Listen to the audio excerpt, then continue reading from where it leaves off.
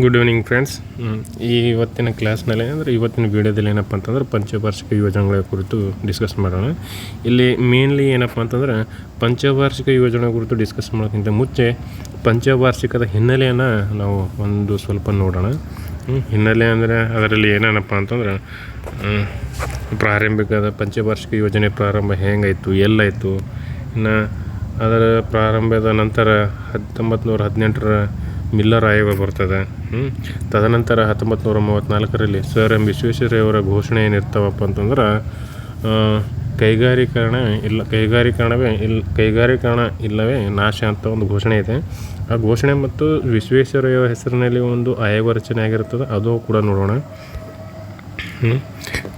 ಮತ್ತು ಹಿಂದುಳಿದ ವರ್ಗಗಳ ಕೂಡ ಆಯೋಗ ಆಗಿರ್ತದೆ.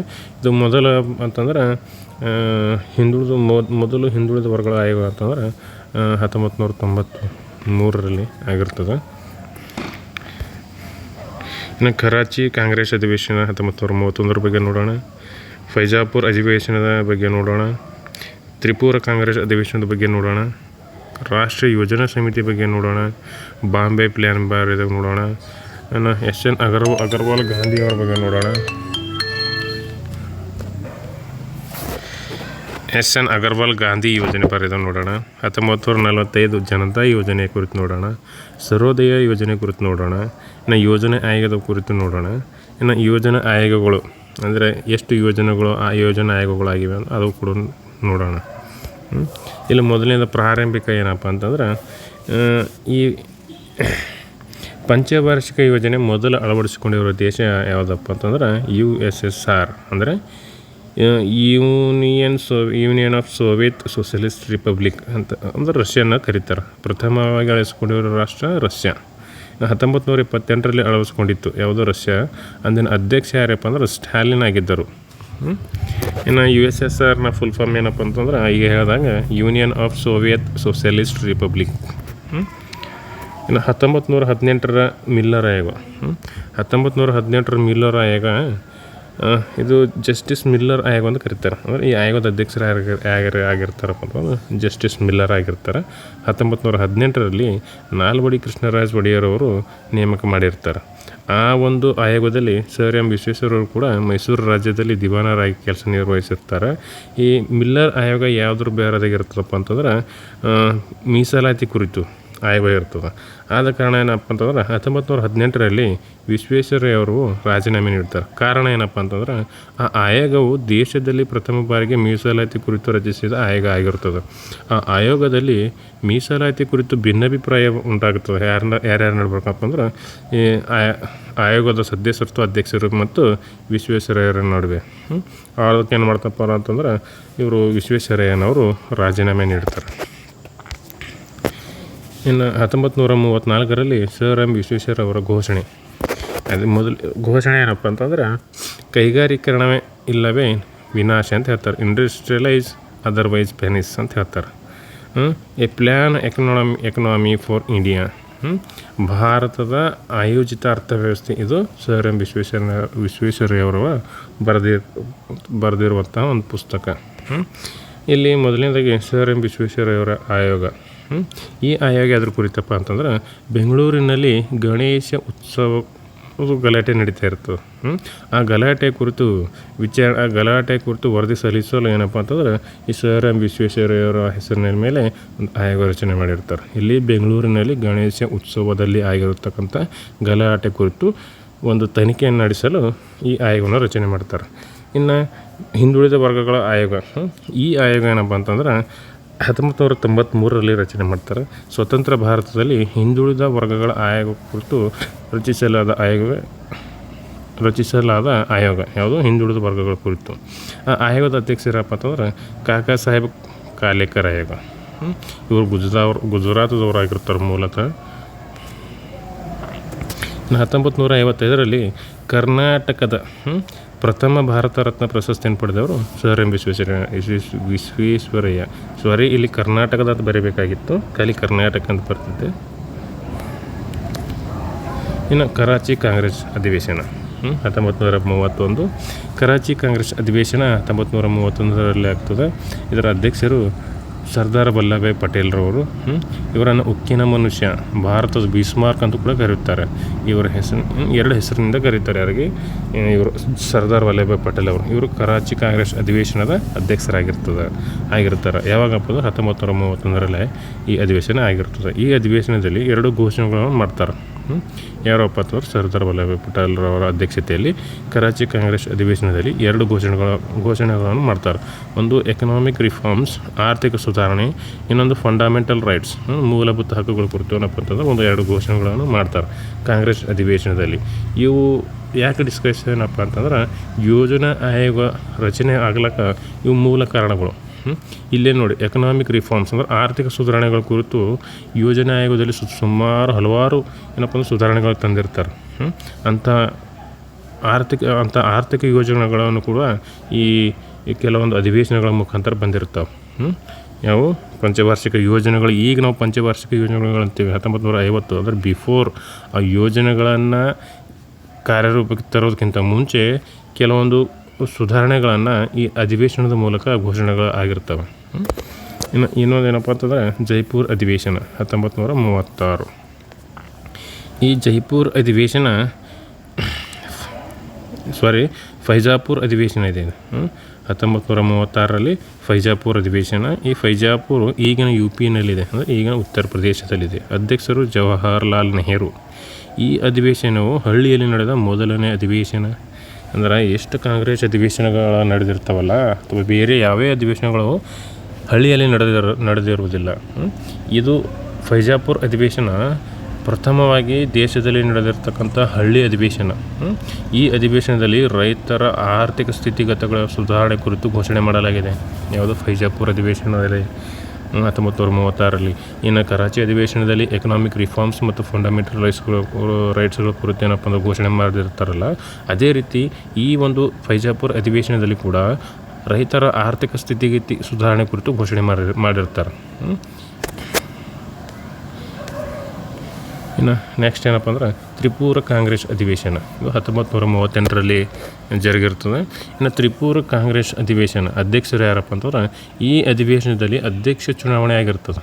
ಈ ಹಿಂದಿನ ಏನು ಅಧಿವೇಶನಗಳು ಇರ್ತಾವಲ್ಲ, ಅದರಲ್ಲಿ ಆಲ್ರೆಡಿ ಅಧ್ಯಕ್ಷರು ನೇಮಕ ಆಗಿರ್ತಾರೆ. ಆದರೆ ಈ ತ್ರಿಪುರ ಕಾಂಗ್ರೆಸ್ ಅಧಿವೇಶನ 1938ರಲ್ಲಿ ಜರುಗಿರ್ತದಲ್ಲ, ಇದರಲ್ಲಿ ಅಧ್ಯಕ್ಷರ ಕುರಿತು ಚುನಾವಣೆ ಆಗಿರ್ತದೆ. ಯಾರ್ಯಾರು ನಡ್ಬರ್ಕಪ್ಪ ಅಂತಂದರೆ ಸುಭಾಷ್ ಚಂದ್ರ ಬೋಸ್ ಮತ್ತು ಪಟ್ಟಾಭಿ ಸೀತಾರಾಮಯ್ಯ ಅವರು. ಇವರಿಬ್ಬರ ನಡುವೆ ಏನಪ್ಪ ಅಂದ್ರೆ ಅಧ್ಯಕ್ಷರ ಸಲುವಾಗಿ ಚುನಾವಣೆಗಳನ್ನು ಮಾಡಿರ್ತಾರೆ. ಇಲ್ಲಿ ಪಟ್ಟಾಭಿ ಸೀತಾರಾಮಯ್ಯವರ ಬೆಂಬಲಕ್ಕೆ ಯಾರು ನಿಂತಿರ್ತಾರಪ್ಪ ಅಂದ್ರೆ ಗಾಂಧೀಜಿಯವರು. ಇಲ್ಲಿ ಸುಭಾಷ್ ಚಂದ್ರ ಬೋಸ್ ಅವರ ಬೆಂಬಲಕ್ಕೆ ಯಾರು ನಿಂತಿರ್ತಾರಪ್ಪ ಅಂತಂದ್ರೆ ಜವಾಹರ್ಲಾಲ್ ನೆಹರು ಮತ್ತು ಕಮ್ಯುನಿಸ್ಟ್ ಪಾರ್ಟಿಯವರು.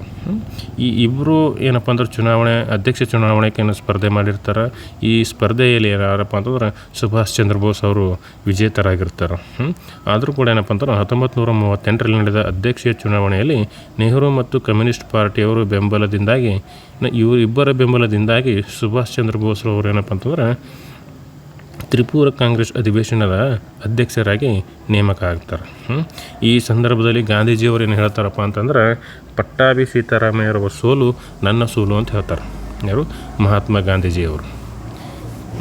ಇಲ್ಲಿ ಭಾಳ ಮೇನ್ ಇಂಪಾರ್ಟೆಂಟ್ ಏನಪ್ಪ ಅಂತಂದ್ರೆ ಗಾಂಧೀಜಿಯವರ ಹೇಳಿಕೆ. ಯಾವ ಒಂದು ಅಧಿವೇಶನದಲ್ಲಿ ಪಟ್ಟಾಭಿ ಸೀತಾರಾಮಯ್ಯವರ ಸೋಲು ನನ್ನ ಸೋಲು ಎಂದು ಹೇಳಿರ್ತಾರೆ ಅಂತ ಕ್ವಶನ್ಗಳು ಕೇಳಬಹುದು. ಅದು ಯಾವುದಪ್ಪ ಅಂದ್ರೆ ತ್ರಿಪುರ ಕಾಂಗ್ರೆಸ್ ಅಧಿವೇಶನದ ಅಧ್ಯಕ್ಷ ಚುನಾವಣೆಯಲ್ಲಿ ಪಟ್ಟಾಭಿ ಸೀತಾರಾಮಯ್ಯ ಅವರು ಏನು ಸೋಲಿರ್ತಾರಲ್ಲ,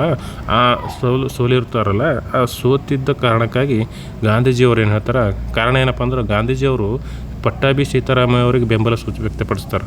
ಆದರೂ ಕೂಡ ಅವರು ಸೋತಿರುವುದರಿಂದ ಗಾಂಧೀಜಿಯವರು ಏನು ಹೇಳ್ತಾರಪ್ಪ ಅಂತಂದ್ರೆ ಅವರ ಸೋಲು ನನ್ನ ಸೋಲು ಅಂತ ಹೇಳ್ತಾರೆ ಗಾಂಧೀಜಿಯವರು. ಇಲ್ಲಿ ಮುಖ್ಯವಾಗಿ ಏನಪ್ಪ ಅಂದ್ರೆ ಸುಭಾಷ್ ಚಂದ್ರ ಬೋಸ್ ಅವರು ಗೆಲ್ಲಲಿಕ್ಕೆ ಕಾರಣ ಏನಪ್ಪ ಅಂತಂದ್ರೆ ಅವರ ಬೆಂಬಲಕ್ಕೆ ನೆಹರು ಮತ್ತು ಕಮ್ಯುನಿಸ್ಟ್ ಪಾರ್ಟಿಯವರು ನಿಂತಿರ್ತಾರೆ. ರಾಷ್ಟ್ರೀಯ ಯೋಜನಾ ಸಮಿತಿ 1938. ಈ ರಾಷ್ಟ್ರೀಯ ಯೋಜನಾ ಸಮಿತಿ 1938ರಲ್ಲಿ ರಚನೆಗೊಂಡ ನ್ಯಾಷನಲ್ ಪ್ಲಾನಿಂಗ್ ಕಮ್ಯುನಿಟಿ ಅಧ್ಯಕ್ಷರು ಜವಾಹರ್ಲಾಲ್ ನೆಹರೂರವರು. ಆದರೆ ನಿಜವಾಗಿ ಆಗಬೇಕಾದವರು ವಿಶ್ವೇಶ್ವರಯ್ಯರವರು. ಇದು ಭಾಳ ಇಂಪಾರ್ಟೆಂಟು ನೋಡ್ರಿ. ಅಂದರೆ ರಾಷ್ಟ್ರೀಯ ಯೋಜನಾ ಸಮಿತಿ ಅಧ್ಯಕ್ಷರ ವಿಶ್ವೇಶ್ವರಯ್ಯನವರು ಆಗಬೇಕಾಗಿತ್ತು. ಆದರೆ ಇನ್ನು ಇಲ್ಲಿ ಜವಾಹರ್ಲಾಲ್ ನೆಹರು ಅವರು ಆಗಿರ್ತಾರೆ. ಕಾರಣ ರಾಜಕೀಯ ಒಂದು ಅಡೆತಡೆಗಳಿಂದ, ರಾಜಕೀಯ ಒಂದು ಬಿಕ್ಕಟ್ಟು, ರಾಜಕೀಯದಲ್ಲಿ ಆಗಿರತಕ್ಕಂಥ ಬದಲಾವಣೆಗಳ ಕಾರಣದಿಂದಾಗಿ ಇಲ್ಲೇನಪ್ಪ ಅಂತಂದ್ರೆ ವಿಶ್ವೇಶ್ವರಯ್ಯನವರನ್ನು ಬದಿಗಿಟ್ಟು ಜವಾಹರ್ಲಾಲ್ ನೆಹರು ಏನಪ್ಪ ಅಂತಂದ್ರೆ ರಾಷ್ಟ್ರೀಯ ಯೋಜನಾ ಸಮಿತಿ ಅಧ್ಯಕ್ಷರಾಗಿರ್ತಾರೆ. ಯಾವಾಗಂದ್ರೆ 1938 ತ್ರಿಪುರ ಕಾಂಗ್ರೆಸ್ ಅಧಿವೇಶನ ಆದ ನಂತರ ರಾಷ್ಟ್ರೀಯ ಯೋಜನಾ ಸಮಿತಿ. ಇಲ್ಲಿ ಮುಖ್ಯ ಪಾತ್ರ ಯಾರಪ್ಪ ಅಂತಂದ್ರೆ ಸರ್ ಎಂ ವಿಶ್ವೇಶ್ವರಯ್ಯನವರು. ಅವ್ರದ್ದು ಪಾತ್ರ ಭಾಳ ಇದೆ. ಅದು ಮುಂದಿನ ವೀಡಿಯೋದಲ್ಲಿ ಡಿಸ್ಕಸ್ ಮಾಡೋಣ. ಇನ್ನು ಯೋಜನೆ ಏನಪ್ಪ ಅಂತಂದ್ರೆ ಯೋಜನೆಗಳ ಕುರಿತು ಅಂದರೆ ಯೋಜನಾ ಆಯೋಗಗಳ ಕುರಿತು ಏನು ಡಿಸ್ಕಸ್ ಮಾಡ್ತೀವಲ್ಲ ಆ ಒಂದು ವೀಡಿಯೋದಲ್ಲಿ ನೋಡೋಣ. ಬಾಂಬೆ ಪ್ಲ್ಯಾನ್ 1944. ಈ ಬಾಂಬೆ ಪ್ಲ್ಯಾನು ಏನಪ್ಪ ಅಂದ್ರೆ 8 ಜನ ಉದ್ಯಮಿಗಳನ್ನು ಒಳಗೊಂಡ ಒಂದು ಯೋಜನೆ ಆಗಿತ್ತು. ಕೈಗಾರಿಕೆಗಳ ಸುಧಾರಣೆ, ಕೈಗಾರೀಕರಣ ಮಾಡುವುದು, ಜನರಿಗೆ ಉದ್ಯೋಗ ಒದಗಿಸುವುದು ಮತ್ತು ರಾಷ್ಟ್ರದ ಆರ್ಥಿಕತೆಯನ್ನು ಅಭಿವೃದ್ಧಿಗೊಳಿಸುವುದಕ್ಕಾಗಿ ಏನಪ್ಪ ಅಂತಂದ್ರೆ ಇಲ್ಲಿ 8 ಜನ ಉದ್ಯಮಿಗಳು ಒಳಗೊಂಡ ಒಂದು ಯೋಜನೆ ಇದು ಆಗಿರ್ತದೆ. ಅದು ಬಾಂಬೆ ಪ್ಲ್ಯಾನ್. ಇದು ಬಾಂಬೆ ಪ್ಲ್ಯಾನ್ ಅಂತ ಕರೆಯೋಕ್ಕೆ ಕಾರಣ ಏನಪ್ಪ ಅಂದ್ರೆ ಈ ಪ್ಲ್ಯಾನು ಬಾಂಬೆನಲ್ಲಿ ಆಗಿರ್ತದೆ. ಬಾಂಬೆನಲ್ಲಿ ಪ್ರಸ್ತುತದ ಬಾಂಬೆ ಮಹಾರಾಷ್ಟ್ರದಲ್ಲಿ ಆಗಿರ್ತದೆ. ಇನ್ನು 1944 SN ಅಗರ್ವಾಲ್ ಗಾಂಧಿ ಯೋಜನೆ. ಇವರು SN ಅಗರ್ವಾಲ್ ಅವರು ಮೊದಲು ಬಾಂಬೆ ಪ್ಲ್ಯಾನ್ ಆದ ನಂತರ ಅಲ್ಲಿ ಏನಪ್ಪ ಅಂದ್ರೆ ಕೈಗಾರಿಕೆಗಳ ಕುರಿತು, ಕೈಗಾರೀಕರಣ ಮಾಡೋದ್ರ ಕುರಿತು ಅಥವಾ ಕೈಗಾರಿಕೆಗಳ ಅಭಿವೃದ್ಧಿ ಕುರಿತು ಏನಪ್ಪ ಅಂತಂದ್ರೆ ಆ ಯೋಜನೆ ರಚನೆ ಮಾಡ್ತಾರೆ. ಆದರೆ ಇಲ್ಲಿ SN ಅಗರ್ವಾಲ್ ಅವರು ಏನು ಮಾಡ್ತಾರಪ್ಪ ಅಂತಂದ್ರೆ ಗುಡಿ ಕೈಗಾರಿಕೆಗಳು ಅಂದರೆ ಹಳ್ಳಿ ಪ್ರದೇಶದಲ್ಲಿರ್ತಾವಲ್ಲ ಸಣ್ಣ ಪುಟ್ಟ ಕೈಗಾರಿಕೆಗಳು, ಗುಡಿ ಕೈಗಾರಿಕೆಗಳು, ಅವುಗಳಿಗೆ ಆದ್ಯತೆ ನೀಡಿರ್ತಾರೆ. ಯಾರು? SN ಅಗರ್ವಾಲ್ ಅವರು. ಇನ್ನು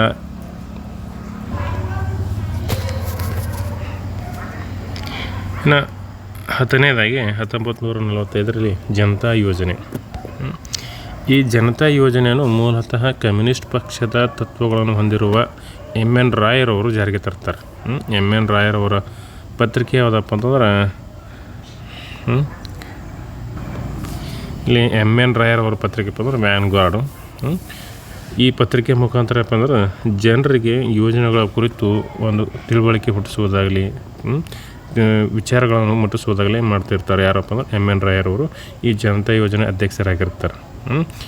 ಇವು ಜನತಾ ಯೋಜನೆ ಅಧ್ಯಕ್ಷರಾಗಿರ್ತಾರೆ. ಇವು ಕಮ್ಯುನಿಸ್ಟ್ ಪಕ್ಷದವರು. ಇವರು ಯಾರು? MN ರಾಯರವರು ಕಮ್ಯುನಿಸ್ಟ್ ಪಕ್ಷದವರು ಇವರು. ಇನ್ನು ಸರ್ವೋದಯ ಯೋಜನೆ. ಈ ಸರ್ವೋದಯ ಯೋಜನೆ ಏನಪ್ಪ ಅಂತಂದ್ರೆ ಈ ಯೋಜನೆಯ ರೂವಾರಿ ಜಯಪ್ರಕಾಶ್ ನಾರಾಯಣರವರು. ಇವರು ಆಚಾರ್ಯ ವಿನೋಬಾ ಭಾವೆರವರ ಶಿಷ್ಯರು.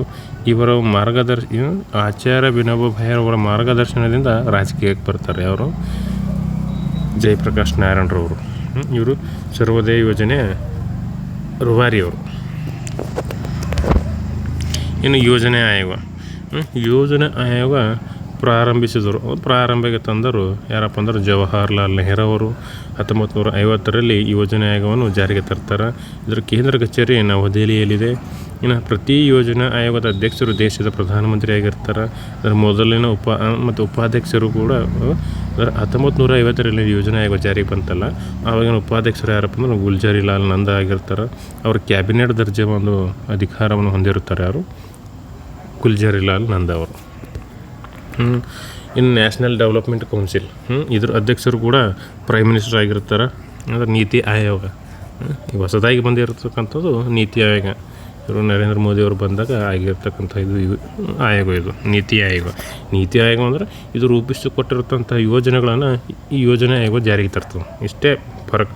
ಅಂದರೆ ಇದು ಬರ್ಕೊಡೋದು, ಅದು ಓದೋದು. ನ್ಯಾಷನಲ್ ಡೆವಲಪ್ಮೆಂಟ್ ಕೌನ್ಸಿಲ್ ಬರೆಯೋದು, ಯೋಜನೆ ಆಯೋಗ ಓದು ಹೇಳೋದು, ಇಷ್ಟೇ. ಇದ್ರದ್ದು ಅಧ್ಯಕ್ಷರು ಕೂಡ ಪ್ರೈಮ್ ಮಿನಿಸ್ಟರ್ ಇರ್ತಾರೆ. ಈ ನೀತಿ ಆಯೋಗದ ಕೂಡ ಅಧ್ಯಕ್ಷರು ಪ್ರೈಮ್ ಮಿನಿಸ್ಟರ್ ಆಗಿರ್ತಾರೆ. ಇನ್ನು ಯೋಜನಾ ಆಯೋಗಗಳು ನೋಡಿರಿ, 1951ರಿಂದ 56, ಎರಡನೇದು 56ರಿಂದ 61, ಮೂರನೇದು 61ರಿಂದ 66. ಇನ್ನು ಇವು ಏನಪ್ಪ ಅಂತಂದ್ರೆ